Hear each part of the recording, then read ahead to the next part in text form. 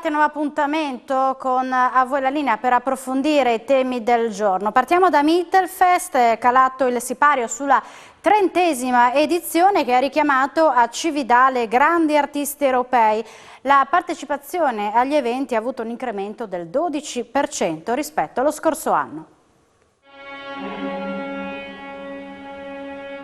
Un'edizione fortunata quella di Mittelfest, arrivata al numero 30. Mittelfest Ready, ne parliamo con il presidente Roberto Corciulo. Possiamo dare un bilancio estremamente positivo, siete stati aiutati non solo dal tempo ma anche da come siete stati accolti per quanto riguarda anche la partecipazione, vuol dire che il programma è stato apprezzato? Sì, diciamo che la volontà di quest'anno era quella che questo festival diventasse un'esperienza per le persone che lo partecipavano e questo diciamo, credo sia stato un obiettivo raggiunto. Tenendo conto poi che era all'interno di un progetto che era moltiplicato per 3, perché oltre che Mittelfest Ready, che era appunto il nostro evento principale, abbiamo fatto il progetto Mittelland e il progetto Mittelland di territorio, quindi il riscontro che è avvenuto durante il Mittelfest sicuramente è importante, ma anche frutto di tutto questo lavoro anche di collaborazione sul territorio che per noi è stato uno dei punti centrali.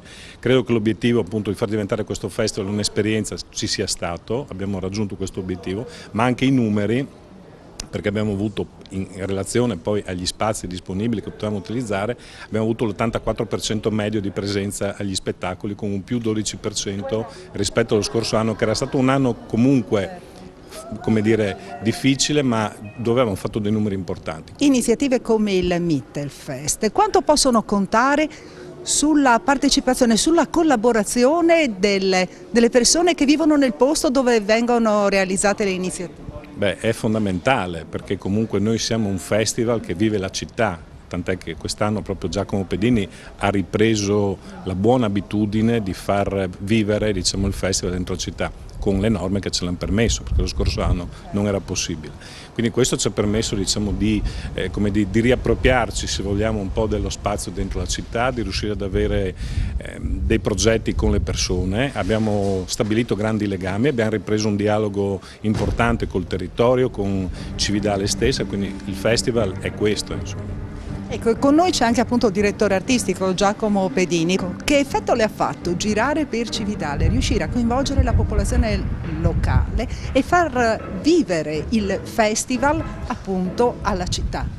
Beh, diciamo che questo era un po' l'auspicio che muoveva anche tutta una serie di scelte artistiche nell'ottica di un teatro, musica, danza che oggi ormai, soprattutto con i principali artisti del panorama europeo che abbiamo avuto qui come Rimini Protocol o Strebos Van Rijswijk, tanto per citarne due, o Josef Nagy, sono abituati a pensare lo spettacolo all'interno dei luoghi urbani o non urbani, perché la specificità dello spettacolo dal vivo è proprio quello di entrare in contatto diretto con le persone.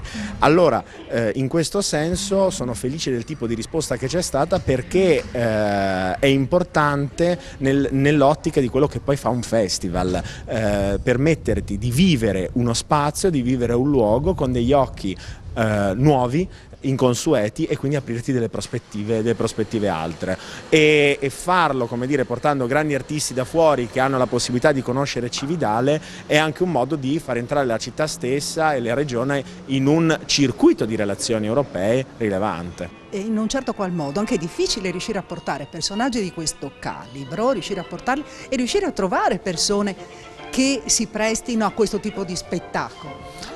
Ma allora in realtà è proprio il lavoro che abbiamo fatto su ritrovare il piacere di avere fiducia nel festival come proposta artistica complessiva da vivere integralmente, il piacere di vivere in festival, non il singolo spettacolo. C'è un grande terreno, all'estero si fanno degli ottimi lavori in questo senso, noi non possiamo che farlo anche qui da noi con il vantaggio dei nostri luoghi che hanno, come dire, già un punto di partenza notevole. Insomma, Cividale è città riconosciuta dall'UNESCO non per caso. E già ci sono le idee chiare per la prossima edizione, Presidente. Già voi avete un programma definito? Ancora non al 100%, però come ha detto bene Giacomo, le linee che sono state lanciate quest'anno sono delle linee che diventeranno strutturali anche per i prossimi anni. Abbiamo stabilito le date. Il Mittelyoung andrà in scena tra il 13 e il 15 maggio, quanto la nostra volontà è quella di coinvolgere le scuole. Quest'anno era un punto di partenza senza pubblico, ma dove hanno partecipato comunque oltre 450 persone, quindi Mittelyoung, che per noi diventa appunto strutturale, sarà a maggio. Il Mittelfest torna a luglio, dal 22 al 30 luglio, e sarà appunto con questa formula, diciamo, ampliata, chiaramente affinata, migliorata per dove gli aspetti, dove insomma si può, però le linee sono queste, quindi diciamo il lavoro grosso era quest'anno, perché appunto per il trentennale abbiamo impiantato un po' dei progetti strutturali forti per il futuro, e su queste linee ormai possiamo lavorare, abbiamo avuto un riscontro per cui andremo su questa linea. Il territorio deve essere parte attiva, e questo parte da quando si è bambini, e dobbiamo unire già da bambini, diciamo, questi grandi eventi e farli diventare un qualcosa di normale per tutti, che vengono vissuti, diciamo, sia dai bambini che dalle famiglie che dai grandi e dalle altre persone. Da Cividale, dal Museo Archeologico, dove si è svolta la conferenza stampa appunto di presentazione del bilancio e dei programmi futuri, ringraziamo il presidente di Mittelfest Roberto Corciulo, e ringraziamo per la partecipazione anche il direttore artistico di Mittelfest Giacomo Pedini.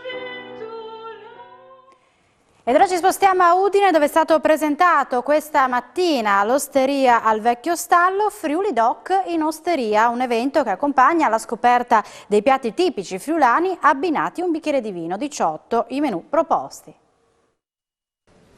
Presentazione questa mattina all'Osteria Vecchio Stallo, l'iniziativa Friuli Doc in Osteria. Con noi Mancini, presidente del Comitato Difesa Osterie Friulane. Insomma, l'Osteria non poteva mancare in questa edizione speciale di Friuli Doc. Ma innanzitutto dobbiamo dire una cosa, che il Friuli Doc è nato con le osterie.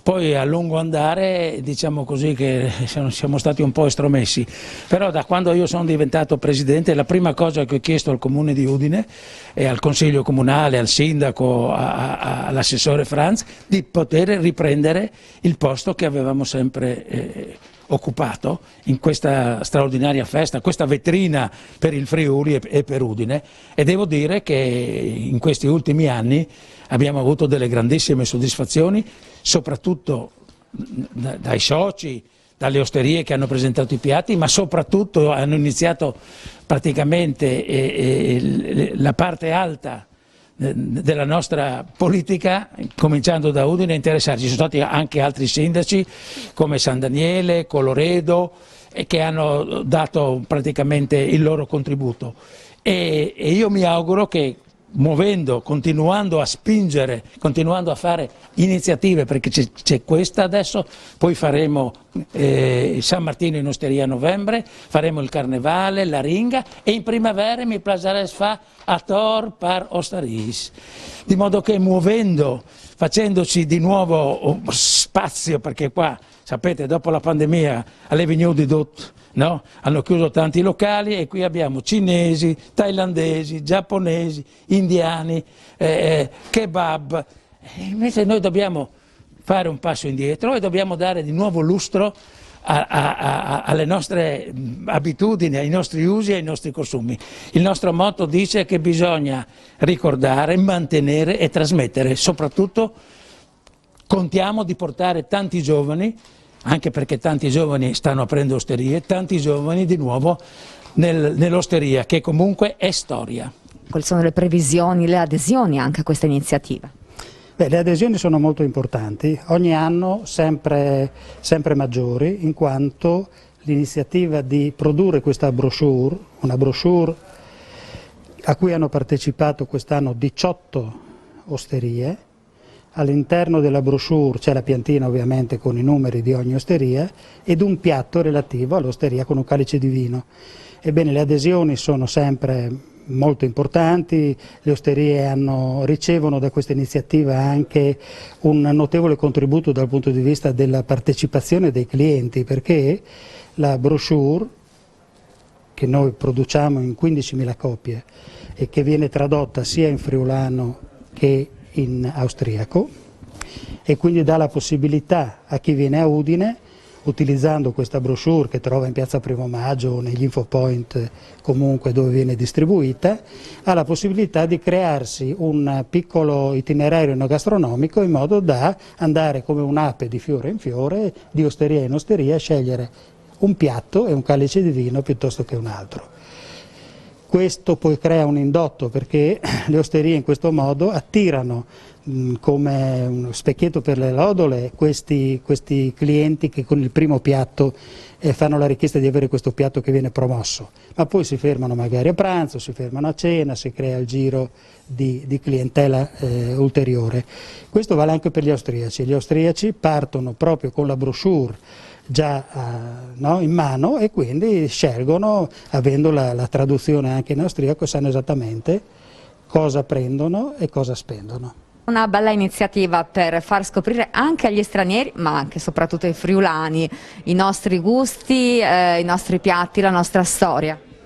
In un'edizione importante di Friuli Doc, la 27esima, perché segna anche un momento di rinascita, non potevano mancare le osterie friulane, e quindi ringrazio il Presidente Enzo Mancini e tutto il Comitato perché hanno proposto un qualcosa di veramente qualificato, 18 osterie che aderiscono con i piatti tipici e con il vino, e quindi un modo per presentare quelle che sono le eccellenze del Friuli ai tanti turisti che mi auguro verranno in città, ma anche ai tanti cittadini udinesi dell'Interland che vorranno venire in città, a Udine, a vedere quelle che sono le bellezze paesaggistiche, storiche, e bevendo un buon calice di vino. Quest'anno abbiamo coniato anche un nuovo marchio, che è questo tappo che da sempre simboleggia il vino e che in qualche modo, con una grande campagna promozionale fuori dai confini regionali, ci auguriamo riporti in un turismo che d'altronde già cominciamo a vedere, abbiamo visto anche quest'estate qua nel mese di agosto, perché tantissimi in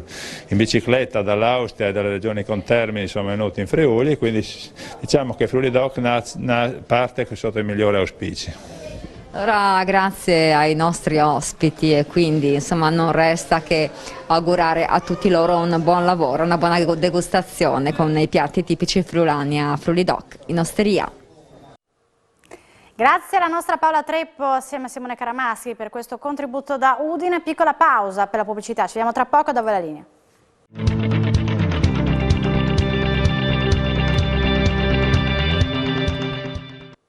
Bentornati a Da voi la linea, andiamo a Forgaria nel Friuli, dove ieri sono stati liberati 3 grifoni e altri 20 rapaci. Erano stati catturati e trattenuti per qualche giorno alla riserva naturale regionale di Cornino.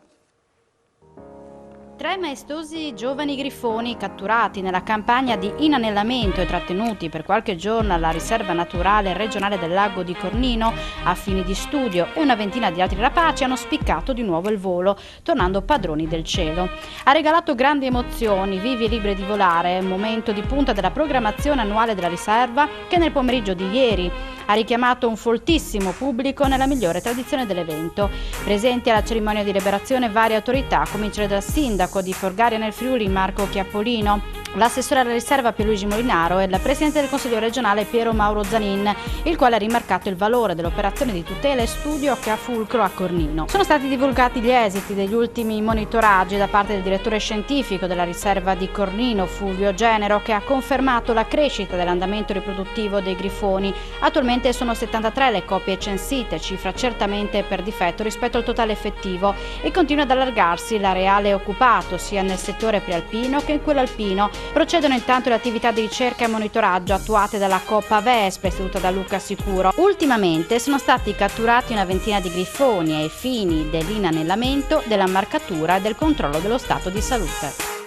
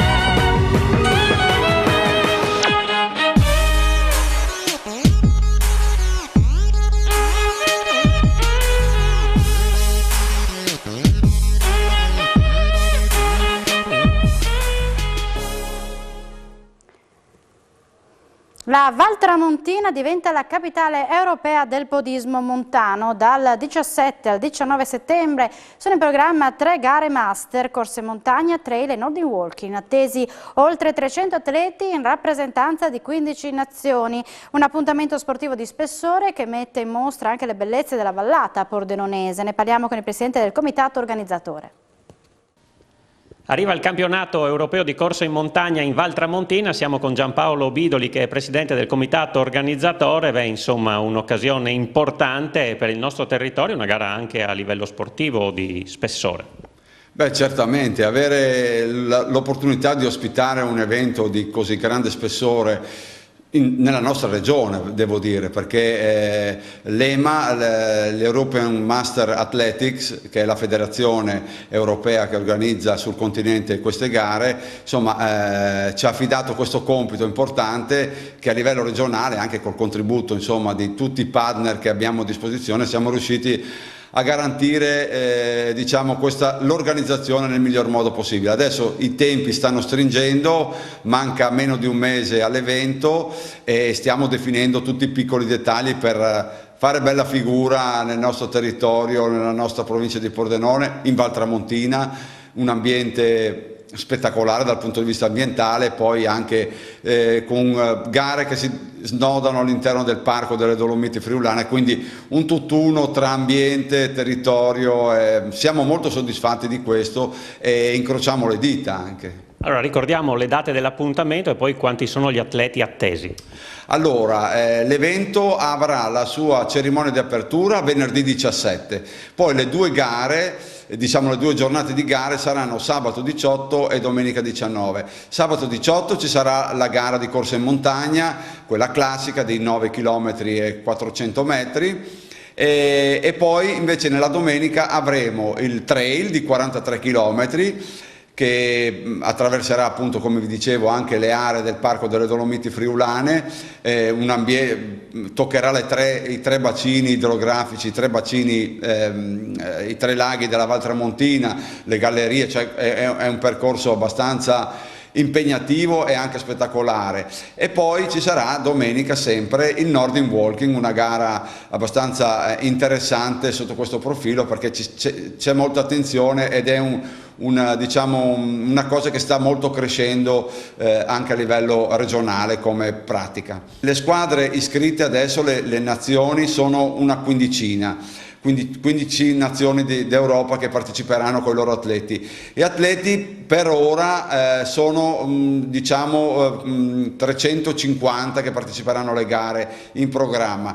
Contiamo di averne sui 450-500, ecco, l'indirizzo iniziale era sui 600, ma ci sono molti atleti che arrivano da fuori, dall'Europa, dalle nazioni europee, che hanno avuto un po' di difficoltà in questo periodo, come ben sappiamo, per la pandemia, tutti i visti e le carte in regola che bisogna avere anche per muoversi sul territorio europeo. Ecco, per chi volesse venire a vedere la gara ci sono delle limitazioni appunto dal punto di vista sanitario?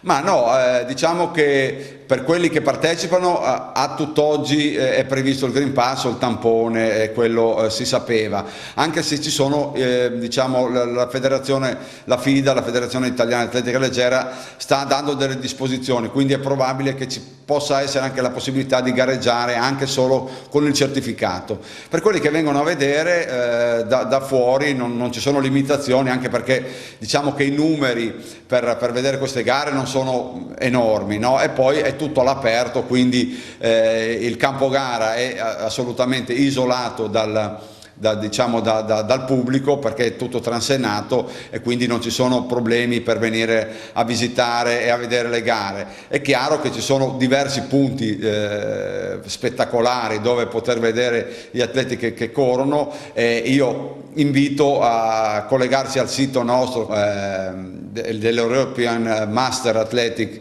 Trail Running e corse montagne, e lì trovate tutte le informazioni anche per il pubblico e per i punti più panoramici, anche per vedere le gare e anche poi per fermarsi a degustare anche diciamo, le specialità che ci sono in Val Tramontina, anche perché comunque è un evento sportivo importante, ma noi lo facciamo anche per promuovere il territorio, naturalmente. È in corso la cerimonia per la scopertura degli stemmi di Porta Manin a Udine, oggetto di un intenso restauro per riportarli alla luce. Ci colleghiamo con Francesca Spangaro per i dettagli. Eccoci, siamo con il sindaco di Udine Pietro Fontanini perché oggi appunto si svela quest'opera di restauro qui in Porta Manin. Importante perché?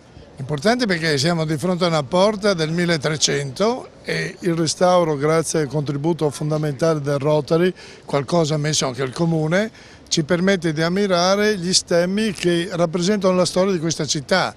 Sacro Romano Impero, l'imperatore, il patriarcato di Aquileia, il patriarca Boemo col simbolo del leone boemo e poi il simbolo della città di Udine. Quindi questa è la nostra storia, abbiamo fatto un recupero importante perché si conoscano queste cose. Questa è una delle porte più antiche della città di Udine, che per fortuna è ancora intatta, bella nel vedersi, e anche i simboli che segnalavano in pratica la presenza di questa storia particolare nostra friulana. Eravamo qui Udine, capitale del Friuli, il patriarcato e tutte le cose più importanti che fanno parte della nostra storia. Sentivamo appunto dal sindaco come fondamentale è stato il contributo da parte del Rotary Club. Perché allora investire in quest'opera di restauro? È opera del Rotary Club e del nostro in particolare Rotary Club Udine, che è il più vecchio club della nostra città, che è nato 70 anni fa, è quello di supportare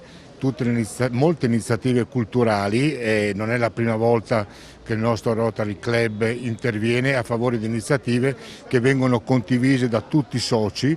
Questa è un'iniziativa molto importante perché valorizza un momento storico di Udine e della comunità friulana, questa collaborazione con il patriarcato di Aquileia, quindi abbiamo ritenuto assolutamente indispensabile e fondamentale contribuire al restauro di questa opera che, come vedremo fra poco, è veramente molto bella. Facciamo il punto dal punto di vista proprio tecnico su quella che è stata l'opera di restauro con Stefano Tracanelli, che ha diretto i lavori da questo punto di vista. Che lavoro è stato e tecnicamente, insomma, come avete fatto a riportare alla luce questi stemmi? Allora, gli stemmi sono degli affreschi del 1350 circa e tecnicamente è stato applicato il protocollo classico del recupero dei dipinti murali, soprattutto quelli affrescati. È stata un'opera impegnativa perché bisognava dare una certa intellezione a questi messaggi storici importanti che riguardano la storia di Udine, ma in particolare la patria del Friuli. Pertanto, oltre alla pulitura, al consolidamento, il ritocco pittorico ha ricostituito uno strato d'usura che ha permesso il recupero funzionale e direi anche artistico di queste opere che, come ho già detto, rappresentano per la città di Udine un documento importante. Perché sono così importanti? Allora lo chiediamo al professor Alberto Travain, che si è occupato proprio della consulenza storica in questa appunto opera di restauro. Sono importanti perché praticamente questa è una sorta di carta d'identità politica della città di Udine in età tardo medievale, quindi il momento come dire, scabroso poi che rappresenterà la fine dello Stato patriarcale friulano, un momento molto turbolento, e questo, insomma, qui c'è veramente tutto, perché abbiamo il leone di Boemia, abbiamo certamente il simbolo del Sacro Romano Impero Germanico, l'aquila della chiesa di Aquileia. Ci sono anche delle scoperte interessanti, dei particolari dal punto di vista araldico e storico-politico particolari, ecco, degli aspetti particolari che vanno poi sottolineati. Ma ecco, in complesso, carta d'identità politica della Udine tardo medievale. E ci può svelare qualcosa appunto che... L'appartenenza, naturalmente l'appartenenza al Sacro Romano Impero Germanico, quindi questo essere europei ante litteram in un certo senso, questo essere legati fortemente a uno Stato sostanzialmente federale europeo medievale, e il fatto poi, quello anche metodologico, il fatto che senza un'interpretazione di ordine storico-politico questi stemmi non sarebbero mai stati datati. Siamo in chiusura, ma l'informazione ritornerà in diretta alle 16:30. Grazie per l'attenzione e buon pomeriggio.